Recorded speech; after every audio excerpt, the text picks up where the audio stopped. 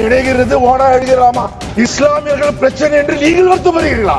தொடர்ந்து ஒவ்வொரு முறையும் இஸ்லாமியர்கள் எதிராக மசோதா கொண்டு வந்த யார்? திரு அமித்ஷா அவர்கள் தானே. காஷ்மீர் பில்லை கொண்டு வந்தது யார்? அமித்ஷா அவர்கள் தானே.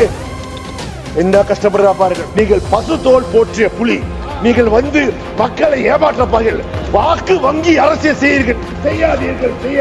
உங்களுக்கு வந்தால் ரத்தம், எங்களுக்கு வந்தால் தக்காளி சட்னியா? ஒரு இஸ்லாமியர் கூட உங்கள் நாடாளுமன்ற உறுப்பினராக இல்லை.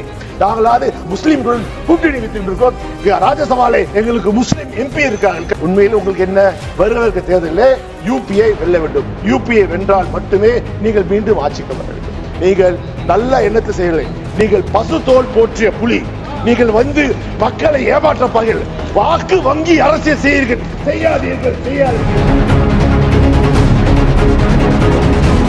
அதாவது வக்கு சொத்துக்கள் குறைந்த விலைக்கு போகிறதா? என்ன கஷ்டப்படுறா பாருங்கள்.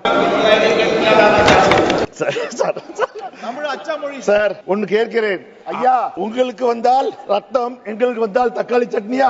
நீங்கள் ஏர் இந்தியாவை விற்றீர்களே, அது அதிகாரப்பூர்வமாக 16,000 கோடிக்கு ஏர் இந்தியா விற்றீர்கள். ஆனால் நீங்கள் கட்டிய கடன் 63,000 கோடி கடனை நீங்கள் கட்டினீர்கள். அது மட்டுமா?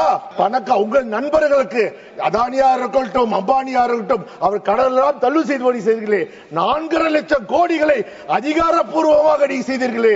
அப்போது நீங்க அதுக்கு ஒரு கொண்டு வர வேண்டுமா?